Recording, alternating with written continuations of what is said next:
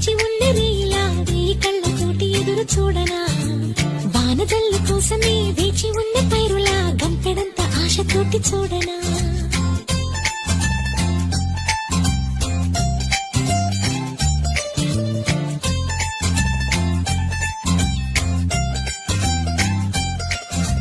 జోల పాట కోసం